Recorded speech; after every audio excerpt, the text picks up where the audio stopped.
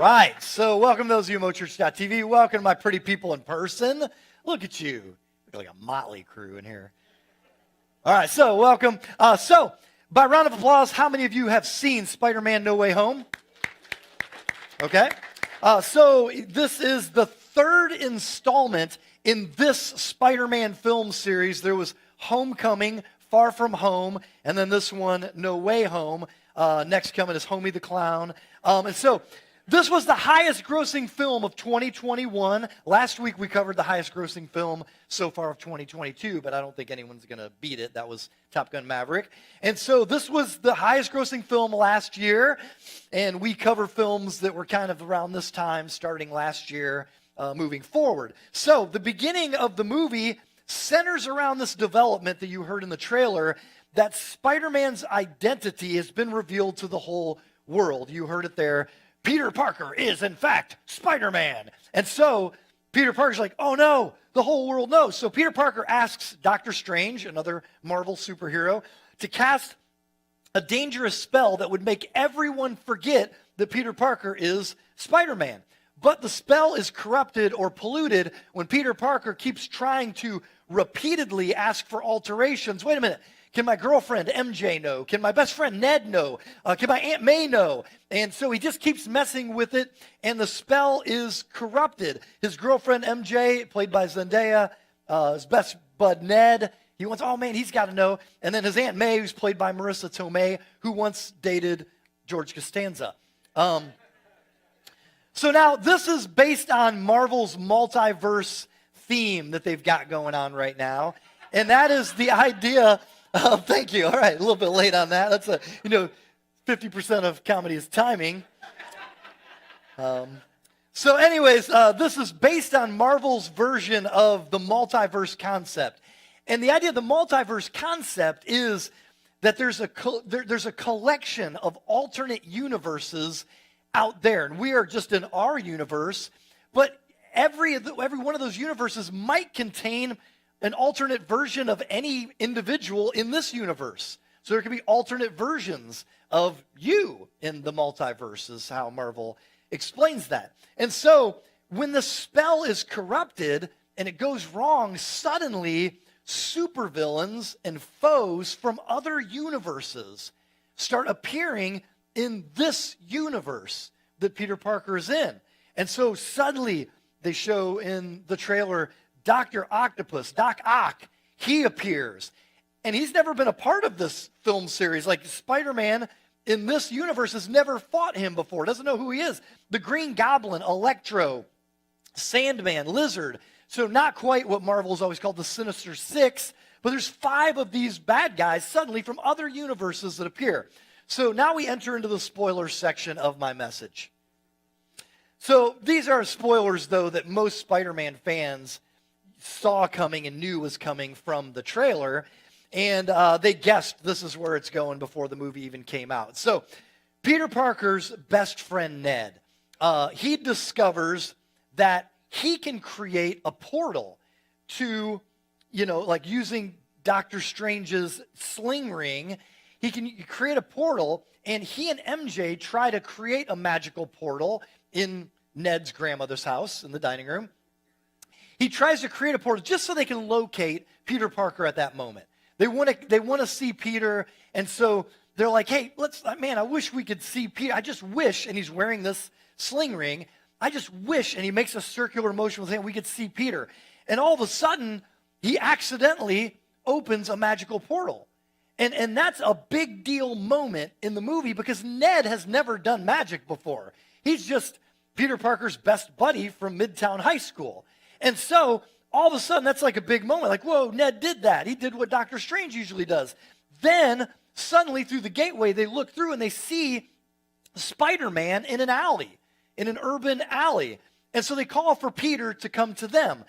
And he does, but what they don't realize is what? It's the Andrew Garfield version of Spider-Man from a totally different film series. Like Andrew Garfield is an actor who plays Spider-Man in a series of films called The Amazing Spider-Man.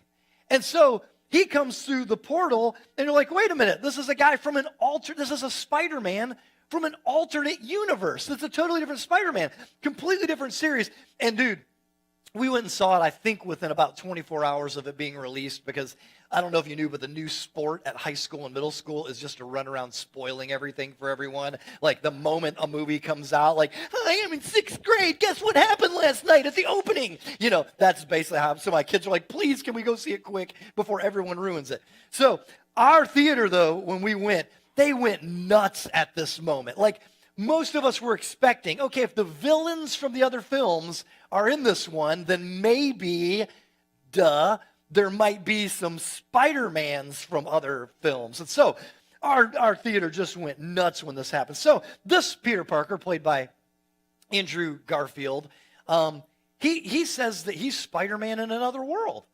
And he says, but then yesterday I was just here. He didn't know how he got here. He just suddenly was here. And it's because of that corrupted spell. The Marvel multiverse theme continues. So Ned and MJ, they said, well, we opened the wrong portal. We got the wrong Peter Parker. This is crazy. So Ned, purposely this time, Sling Ring, weaves a spell and says, find Peter Parker. Magic portal opens up. And who comes through the portal this time in street clothes? Tobey Maguire's version of Spider-Man, okay? So Tobey Maguire comes through the portal, and you're like, what? This is the Tobey Maguire? Like, this is what? This is another universe, of which, by the way, it came into being before any of my children were even born. Like, I'm putting the math on this now. I'm like, wow, that was a long time. So middle-aged Peter Parker comes walking through the portal like, hey, that's the one that kissed Kirsten Dunst upside down. That's the one who's dressed like a cool youth pastor. It's from the movie. And another Peter. So you're just like, and it's the smiliest Peter Parker you've ever met. Tobey Maguire comes in. He's like, I got an EY at the end of my name. And he comes in, Tobey. And so now there are 3 Peter Parkers, Spider-Mans, in the same universe, in the same world. And later, MJ, Peter Parker 1, Tom Holland's girlfriend, MJ, she says, there's 3 yous. Like, it's just mind-boggling them being together. And man, it's a fun film because of this. Like, it's so fun to see the 3 different Peter Parkers interacting. I mean, because they're all superheroes. They all know what it's like to make the sacrifice of being a superhero, what that involves. And they all know science. They're all dorky. You know, they're all smart. And so they know how to do things that are scientific and smart. And so they say stuff to each other in the middle of stuff like, hey, we got to do this because that's what we do.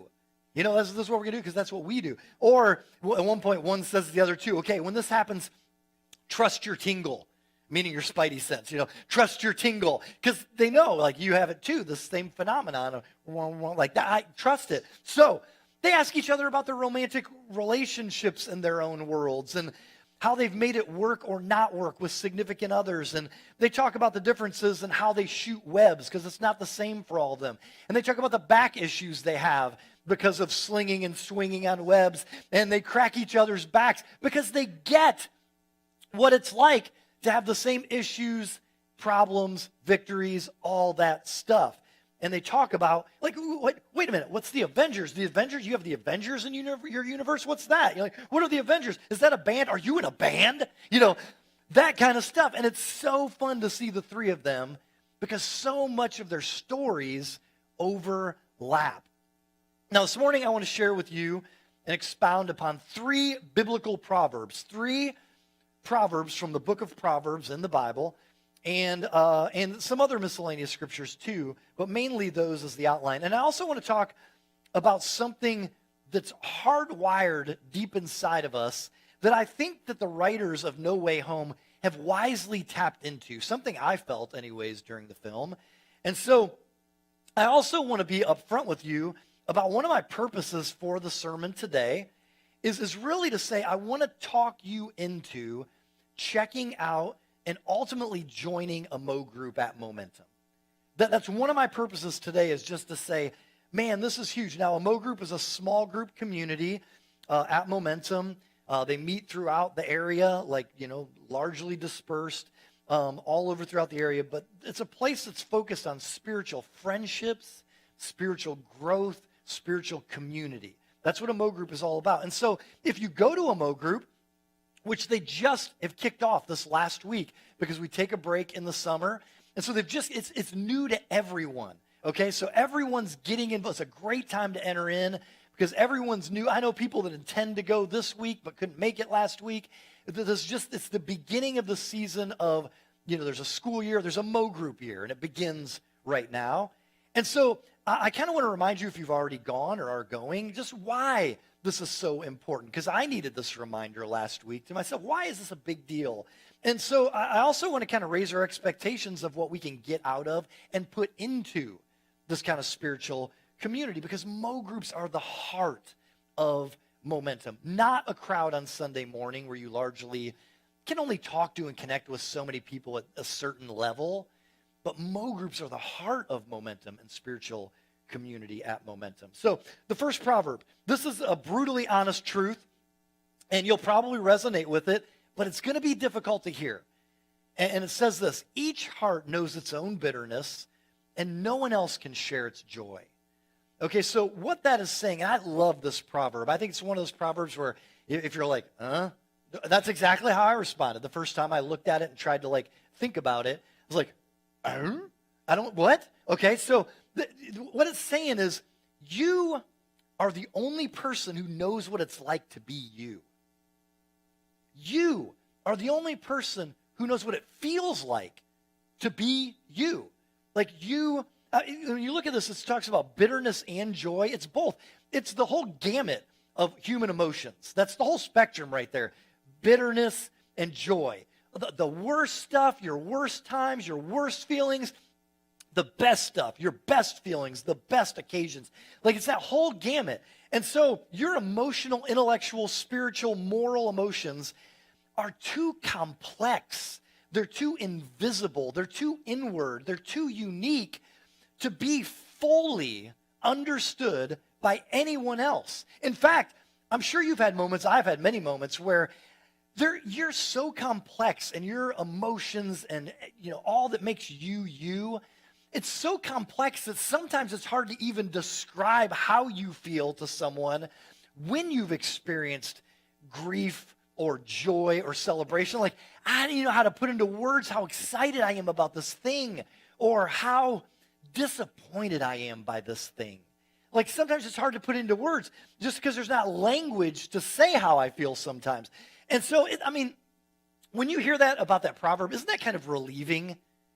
Just to be like, wow, yeah, that makes some sense. Because Proverbs 14:10, it affirms the dignity and the significance of each individual. It says you are incredibly complex. You as a person are incredibly nuanced. You're complicated. You're difficult to understand. In fact, ask anyone who has ever befriended, parented, taught, dated, married, or managed you. You are incredibly complex, okay? Just when I think I've got you down and predicted how you might respond, nope, opposite response. Well, it's because of this thing in my history. That's all of us.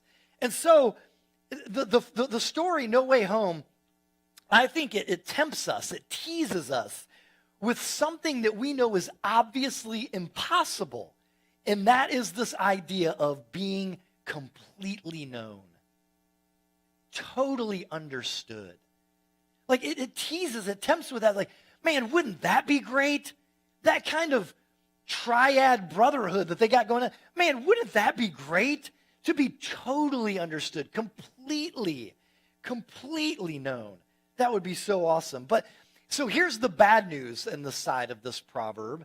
There's a bad news side of it too in this Proverbs 14:10, the first one we're looking at. The bad news is that this God-given individual uniqueness that we have, with that comes this unavoidable solitude. With that comes, there's this solitude about human existence that no one on earth will ever completely understand you. And that's just the truth. It's a very sobering truth. No one will ever fully understand your joy when you're pumped. Some people will get it a lot, but there'll be times where nobody gets it. Or no one will totally understand your bitterness. There'll be times, where you just be like, I don't think anyone understands at all.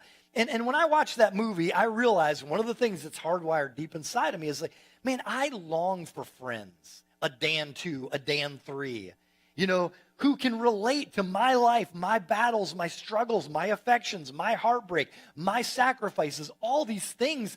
Like, man, to have that kind of connection with some other people, man, that would be so cool. And I think that's what just kind of dominates my mind in at least the last hour of this movie. But in light of that profound proverb, I think this is cool. Isn't it interesting that God created the church?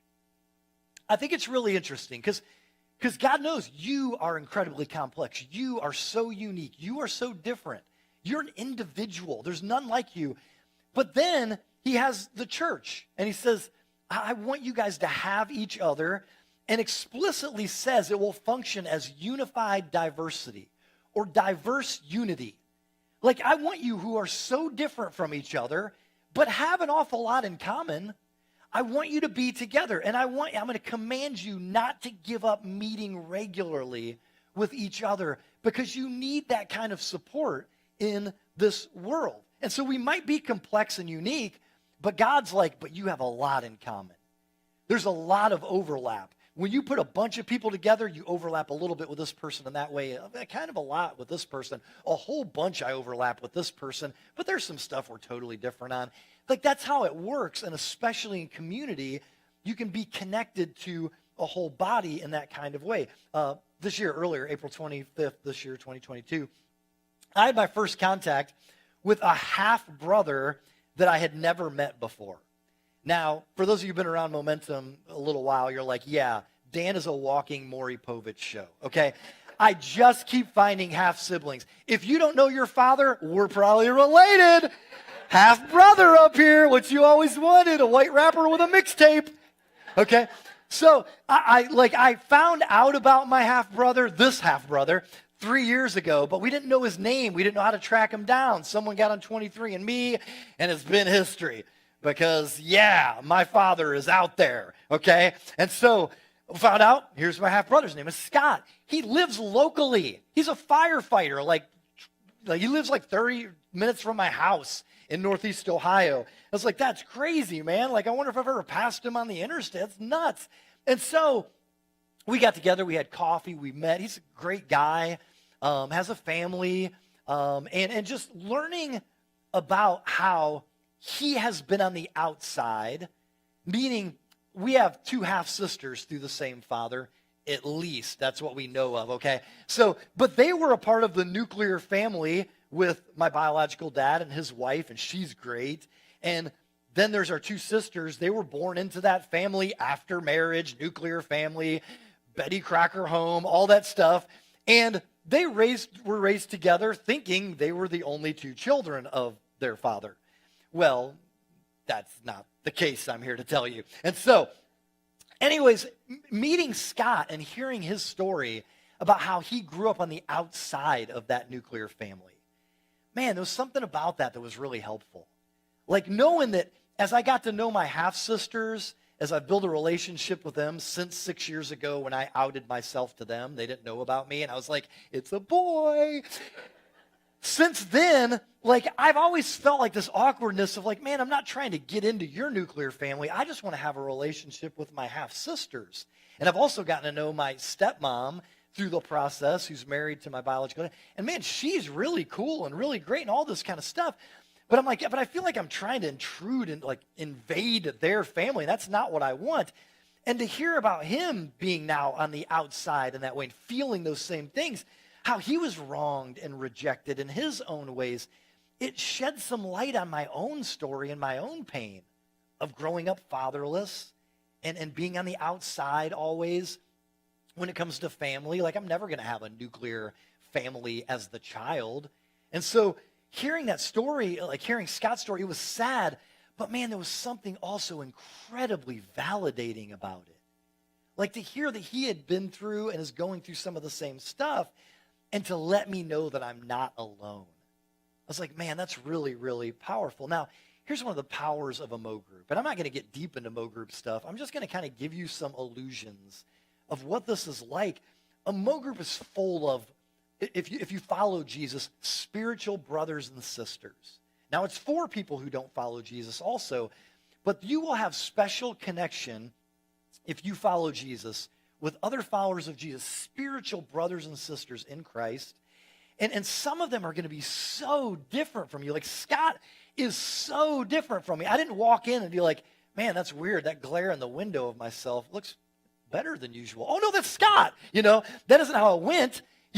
But there's stuff about him that is so different from me. But at the same time, the person in Mo Group is so the same as you in some ways. There's some overlap. There's not so much overlap with this person. There's a lot of overlap with this person. Hey, we have this event in common. There's so many things like that. And it is so refreshing and validating to hear stories from other people in life. And it helps you remember that you're not alone in your universe. Just to remember that you may be incredibly unique, but your struggle is not unique to humankind. You have a struggle that other people also deal with. And so at one point, when they're in the Statue of Liberty together, the three Peter Parkers, I keep referring to this empty screen as if, it's just because we watched the trailer over there. But when they're together in the Statue of Liberty, Peter 1, played by Tom Holland, he says, hey, what are some of the craziest villains that you guys have ever fought? And Andrew Lincoln, Peter Parker 3, he says, oh, that's a great question. And they start talking like, what? You fought aliens? What? You fought aliens in outer space? And they start comparing villains that they've been up against. And man, I think about that and I'm like, man, I long for the type of friends who can relate to my villains and my battles and my victories. And I think that's another powerful thing you get out of Mo Group. It's not like you show up in a Mo Group and everyone has the same struggle as you, but often there's one or two, 5 who are like, I know exactly what you're talking about in my context. What it looks like for me is this.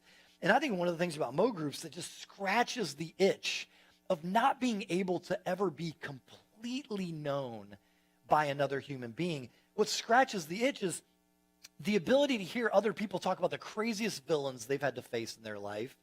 And for you sometimes to be like, man, that is a dark, wicked villain. That's not mine, but here's mine. And other people are like, yeah, that's mine too. And like to realize they've fought some crazy villains in their world, and you've got crazy villains in your world. And sometimes those villains like leap universes apparently, and you fight them too. Like, man, infertility and miscarriage, yeah, us too. Man, just sometimes seasons of depression. Yeah, that's me too. Sometimes, man, I have a time in my life very recently where to cope with life, I was getting blackout drunk.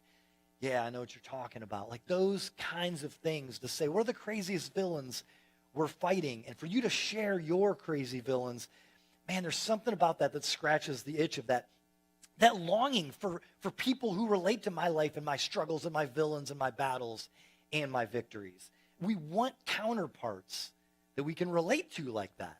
And Mo Group is one of those powerful ways that God has given us through the church to do that. Second proverb is this. It says this, Proverbs 17:17. A friend loves at all times, and a brother is born for a time of adversity. That's a pretty cool proverb. Like, it's basically saying a friend loves at all times. So a real friend who's not a fair weather friend, because I'm sure all of us know what that looks like. A friend chooses to be there with you, for you. Even if they aren't walking through the same thing as you, a friend says, I'm going to be here with you no matter what. But you don't fully know what I feel. That's okay. I'm with you. I want to encourage you. I want to support you. I don't get it totally. I will try to empathize and understand. But I don't get it, but I will be with you. I'll be there for you. So this proverb builds from the first line to the second line. It builds, on this idea of a brother is kind of an intensification of a friend mentioned in the first line. And so, even raising friend to the level of kinship, which in ancient Israel was the highest level of support system, it's comparing friends to brothers, friends to siblings, friends to sisters. And so otherwise this proverb is saying in times of trouble, you see what family is really for, and you see who your friends really are. When adversity comes, when things get tough, some people are like, you're not giving me what I need from you. You're not making me laugh like you always did. You're not going out and doing these things with me. You're going through stuff, so I'm kind of out because I'm not getting out of this what I want. A friend says, no, man, I know you're going through it, and I want to stay beside you and cheer you through this. So here's the truth about this. You can't get through adversity, the hardest times you'll go through, without friends. And you'll never get through life without adversity. It's kind of a syllogism. Basically what it's saying is you'll never get through life without friends. If you just got a bunch of, very shallow connections, acquaintances with people, man, that's just not going to do it. And so you need friends, true friends that are like a brother or a sister to be in your life. That's what you need. And so there's a point in the movie, a scene in the movie where Peter experiences, Tom Holland's character experiences just tremendous loss, and he's broken, he's grieving, he's filled with anger and hate, and he's just a wreck. And he goes to a building top, as a Spider-Man can do, and he's all by himself, and he's just sitting there in his grief and anger. And then Ned, his best friend, and MJ, his girlfriend, show up, and they just envelop him in a hug while he weeps. But they know that their comfort is only going to go so far for Peter Parker. And so MJ says, Peter, there's some people here. And this is the first time he sees these cross-universe Peter Parkers that they've already met through the magic portal and all that. And so these two other Peter Parkers drop down from the shadows, and Peter 3, played by Andrew Garfield, he says, I'm sorry. I've got some understanding of, and Peter 1, Tom Holland, he says, no, please do not tell me you know what I'm going through. Someone I love is gone, and it is my fault. And when he says that, Peter 2, Tobey Maguire, he says, my Uncle Ben was killed, and it was my fault. And then Peter 3, Andrew Garfield said, I lost Gwen. Gwen was my MJ. And man, I couldn't save her. And I'm never going to be able to forgive myself for that. And I keep trying to keep going. I keep trying to be that friendly neighborhood Spider-Man because I know that's what she would have wanted. But at some point along the way, I got bitter. And I just don't want that to happen to you. And then Tobey Maguire's Spider-Man, Peter Parker 2, he finishes his story and he says, the night that Ben died, he said, I hunted down the man who I thought did it, and I wanted him dead, and I got what I wanted. And it didn't make it better. And it took me a long time to learn to get through that darkness. And so what's interesting here is that in true community, what you get, and this longing for people to understand the pain that you've gone through and what you've been through, the adversity that you face, the worst times, like in true community and brotherhood and sisterhood, what's happening here is people say to one another, I'm so sorry. They say, I understand somewhat, because you don't fully understand, right, what another person's going. But you could say, I understand somewhat in my own way, in my own universe. Here's how it hurt me. Here's what I did well coming out of that, and here are the pitfalls that I fell into trying to work my way through that. Like, that's what community looks like. And that's so refreshing just to have that, to lean on each other, specifically in a Mo group. Last summer, I went kayaking in Wyoming at Grand Teton National Park with a small group of pastors that were from around the country. And the first day, we kayaked out into the middle of Lake Jackson, and the Tetons are like right behind us. It's gorgeous. And we set up camp, and this island that we camped on was just very picturesque. There's like pine trees and a little path, and there's like a little empty clearing for each tent, basically, so that we could set up, and we all set up our tents, and that may have been my first time, and set up tents or whatever, and I wasn't new to peeing on trees, but I was new to setting up a tent, and so I was like, okay, setting up all these tents or whatever was more than some of you wanted to know, and so the point of what we did, though, was kind of to create a small group, a Mo group of pastors. And the idea was to share our burdens with each other of ministry, but also to share ideas and to steal ideas from each other and to say, here's what I think we're doing well. Here's how I think I'm leading well as a leader. Here's some great books that have shaped me over the last few years. And also to share burdens. So the first night, we're sitting on this island that we kayaked to, and I sat around a campfire with a small group, a Mo group, if you will, of pastors. And the group leader asked us, just to start this off, these first few days here, just to start off, how are you guys doing? How are each of you doing? And when it got to me, I was toward the end. I talked about how painful this last season has been for me to see so many close friends at Momentum either fade away through maybe the pandemic or to just turn and walk away or to disappear. And I was like, man, just dealing with the loss of all the people disappearing, it's depressing at times. And I'm not a get depressed kind of guy. Usually I'm the guy being a fire plug for other people and getting them inspired. And I was like, but man, this has been just a major bummer. And I even talked about specifically, there was this person who I loved them deeply and thought they were my friend. I felt like they were kind of a mascot at Momentum. I never pictured a Momentum where that person wasn't a part of it. And they just recently, for whatever reason, decided that they were going to move on and find a new church. And I was like, man, I'm really kind of depressed and hurting and bummed from those kinds of seasons. And I was just really heartbroken over a couple of people in particular. And so across from me, Campfire, a guy who was the only guy that was my first time meeting in this group, because we had also done a trip to the Grand Canyon, hiking down into the Grand Canyon, spending the night and coming back out. This was the only guy I didn't know yet totally out of the pastors, and his name was Mark.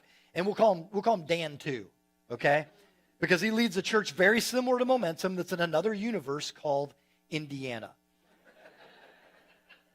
And so he's across the campfire, and he looks across the campfire, and he said, man, he said, I just don't think people in our churches understand how much it hurts when someone leaves, especially someone we love deeply. Now, I know there are people at Momentum who have been in ministry or preachers' kids, and so you have some understanding of that. But when he looked across the fire and said that to me, just to hear that from another friendly neighborhood pastor, and it was so validating. It was so validating. Like, I can't even tell you how good it was for me to hear that from another Peter Parker. Like, man, I needed to hear that. And that's what it's like to be in a Mo Group community, because that's happened in so many ways, including ministry, but even outside of ministry with other roles that I play when I go through adversity or heartache. To hear things shared in Mo Group and to hear the stuff that people talk about and to help each other through that heartbreak. It's not like we just lead with advice, but when people ask for advice, or when we say, hey, would you mind if I shared with you things that helped me get through that, or pitfalls that I fell into? Would you mind if I shared that with you? That kind of stuff is such a great exchange. And sometimes we share our battle tips on how we got through the heartbreak of losing a spouse, or failing as a parent, or being betrayed by a friend. And man, it's so powerful to look across the living room or the campfire at one another and say, man, I don't know if other people understand this, but this is what it's like to go through a divorce, and to share that. Dr. Daniel Goleman, who is most known for the emotional intelligence concept, but he's an internationally known psychologist. He talks about a study of women with advanced breast cancer. And he says that, they had breast cancer, it was terminal, and they were facing certain imminent death. But listen to this. He said the ladies who went to a weekly support group meeting with other terminal cancer patients survived twice as long as the women who didn't.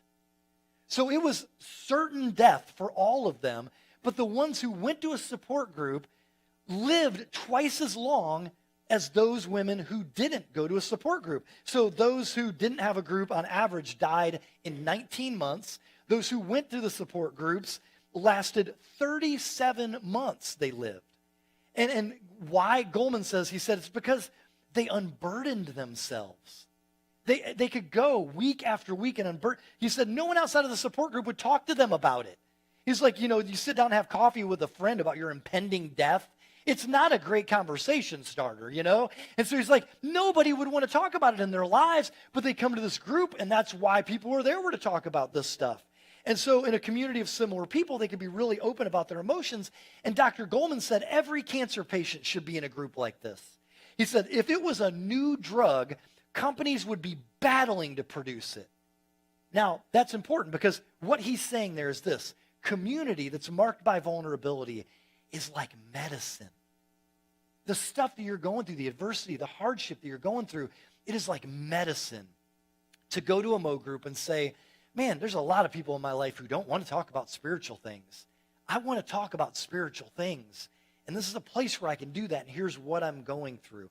God created us for that type of conversation and for that type of community. So I want to invite you to go to Momentum's website, momentumchurch.com, and to click on community. And then in the drop-down box, click Mo Groups. And then it will go to a page where you can click a button that says See Groups. And it'll show you all the groups that exist right now that are available. And there's always more coming and all that kind of stuff. But right now, those are the groups that we have. Or you can scan the QR code that we'll put on the screen, and that'll take you right to where you can get to the groups also. But the point is this. There's a cool point in the movie where Andrew Garfield's character, Peter Parker 3, where they're hanging out with each other, and all of a sudden, Peter Parker 3, Andrew Garfield says, man, this is cool. I've always wanted brothers. And I think, as cheesy as that sounds, that is what's happened to me for the years of Momentum existing, is that over and over I continue to connect with, and I've been in Mo Group with a lot of different people at this point. And so many of those people have become spiritual little sisters to me, spiritual big brothers, spiritual moms to me. You know, that I'm like, man, I've always wanted, for me, there's people like, man, I've always wanted to have a dad. There's some of you, I've had spiritual dads because of the church. And so it's such a powerful thing to be committed to a spiritual community like that. Last proverb, Proverbs 18:24 says this: the one who has unreliable friends soon comes to ruin, but there is a friend who sticks closer than a brother. This is such a cool little proverb to memorize, because what it's saying is, the first part of this is like, man, it's warning the godly person against having just shallow companions, just fake friends. They're not really going to be there when stuff hits the fan.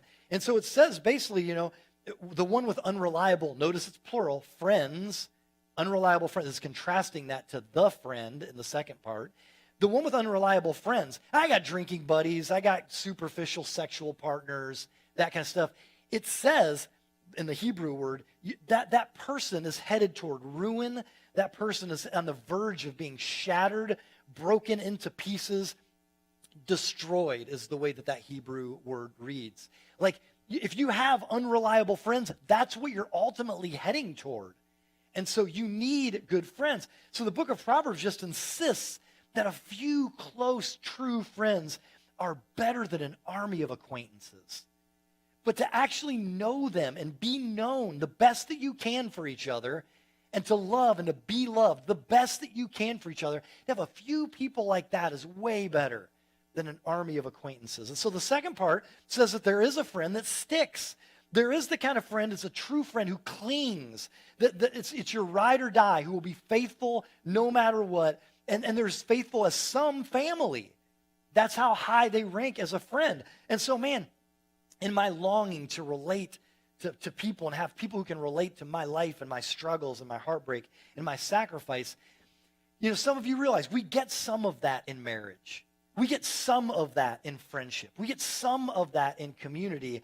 But the truth is, look you straight in the eye, if you are lonely, a BFF won't totally solve this.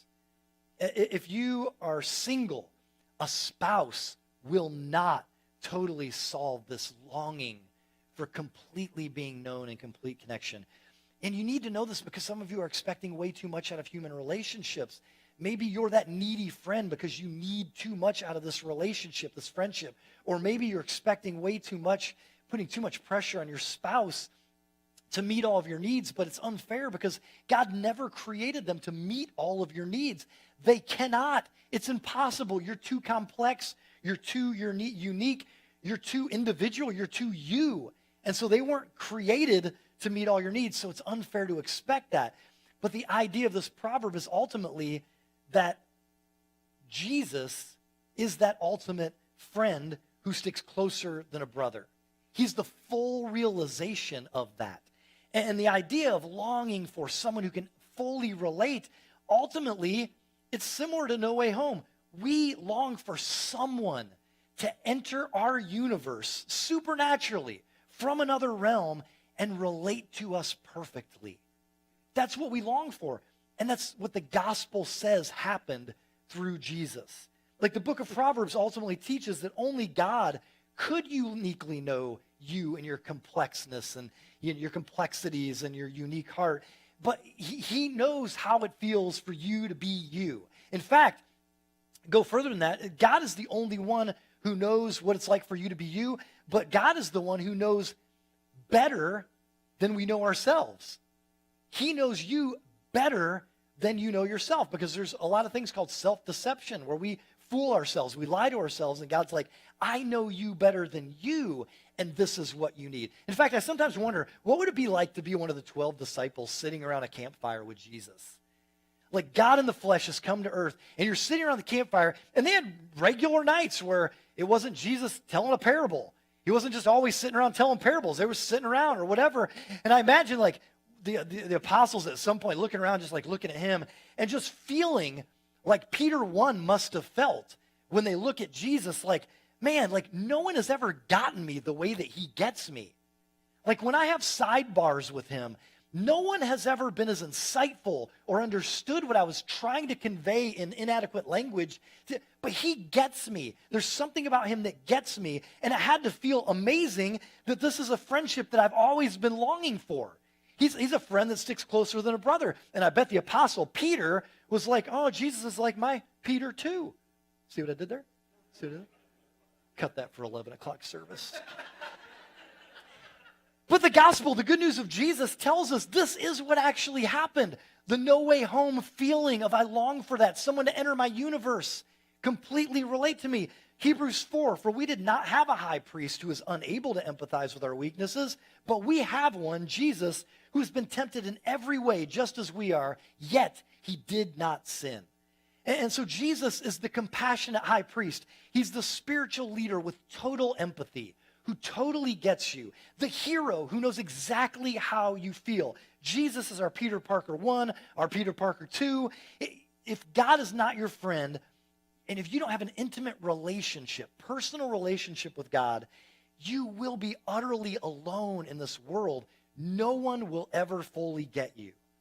But in John 15, Jesus said to his disciples, followers of Jesus, he called them his friends. And ultimately he said, greater love has no one than this, than a person would lay down his life for his friends. What is he saying? I'm going to die for you and show you that I'm your friend. So Jesus, through the cross, became a blood brother. He became a friend who sticks closer than a brother by laying down his life for us sacrificially like a hero to die for our sins and be the one who sticks closer than a brother. Let's pray.